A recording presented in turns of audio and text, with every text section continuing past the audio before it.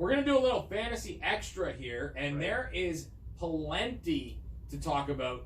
The first thing that I wanted to bring up was yesterday we were highly disappointed by 2 running backs whose usage should have been through the roof, and they just busted. Yeah, there was DFS, DraftKings value, Devin Singletary, and David Montgomery, who we're talking about. Everything lined up for those 2 to have monster days at great value. Montgomery was up against a Lions defense that literally has given up the most, not second most, the most fantasy points to running backs. And the Browns' run defense can be had. You just thought by volume Singletary would do it. What did he touch the ball? 8 times? He had 8 carries. And Montgomery, waste of time. And Montgomery had 6 fantasy points. Yeah. 6. It was not a great week. And especially game scripts should have gone in favor of David Montgomery. Absolutely. And it just didn't. It really didn't work out. No. It was a complete bust. You know who else busted yesterday? Yeah. I was really disappointed because I played the New Orleans stack. Oh, man. With Michael Thomas and Drew Brees. The Saints put up 9 points against that Falcons defense. How did that happen?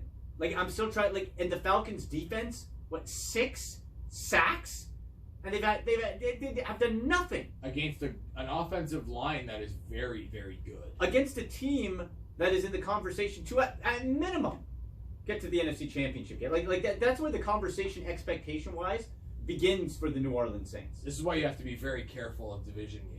I saw some crazy stat that it's like over the last 8 years or something like that, they flipped.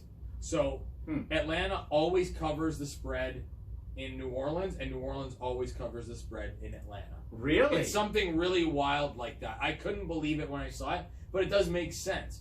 So, note to myself, don't play Falcons players at home against the Saints, and don't play Saints players at home against the Falcons. Yeah, mental note that. Pretty simple. Another game that stood out from real life wise and fantasy wise was the Chiefs. The glorious return of Patrick Mahomes. Fantasy owners rejoicing. 446 yards in the air, 3 touchdowns. Matt, you think you put up that? It's like bye-bye Titans. 35-32. And our guy who we've been calling out last 2 weeks on the fantasy show. Been great. Ryan Tannehill, fantasy relevant. He was fantasy very good this week. He was. And he's available in a lot of leagues, and now people are going to be running to the waiver wire to go get him because now the Chiefs D hasn't been great.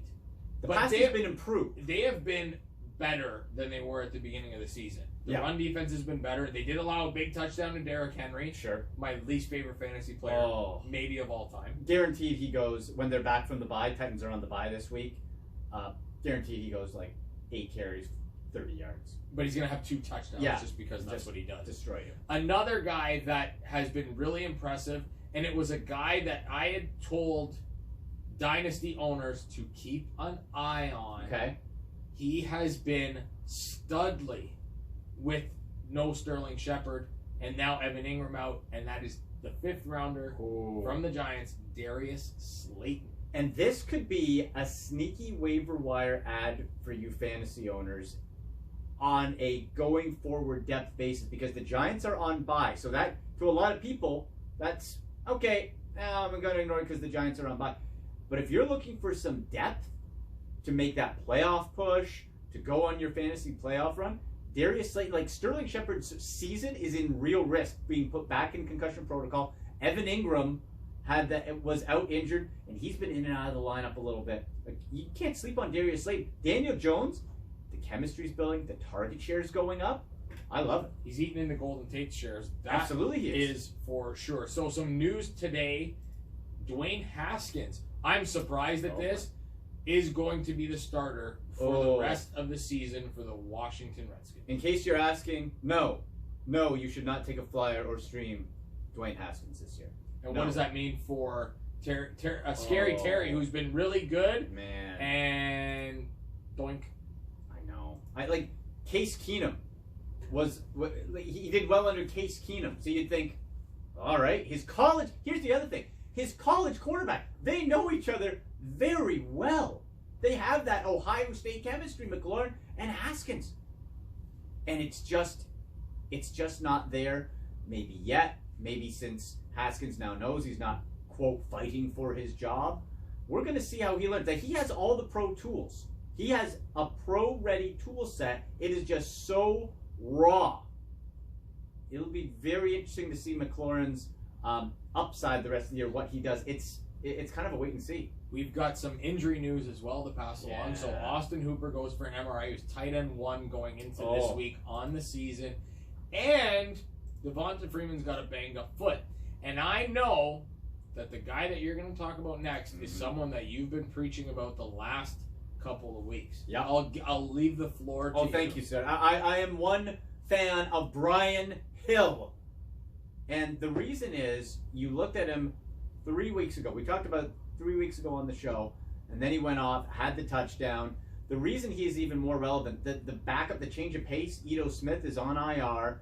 With Brian Hill, though, this isn't your run-of-the-mill, just, all right, next man up, and he's okay. This is a true dual threat, 3-down back. Caught a touchdown yesterday.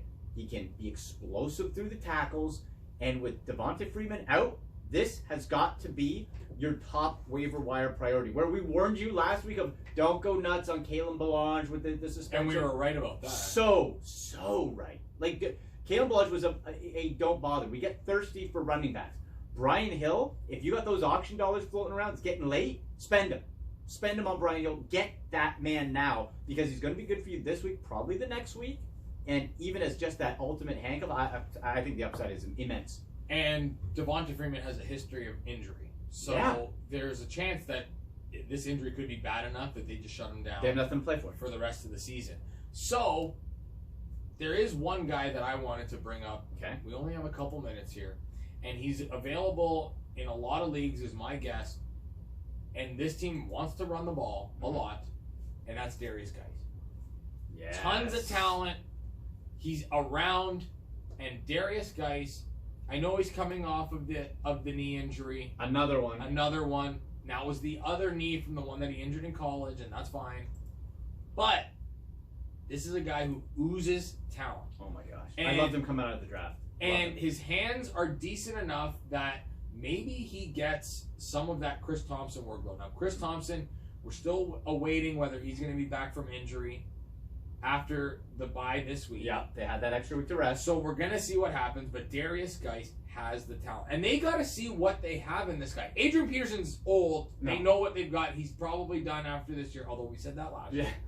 And now look what happened. So you keep going. So maybe Darius Geis is a guy, a speculative ad for a team that is either trying to get into the playoffs or is in the playoffs and can use that extra body that could be a difference maker for you going forward. I'm 100% with you. Like, this guy, this is year 2. He has played a total of 1 game.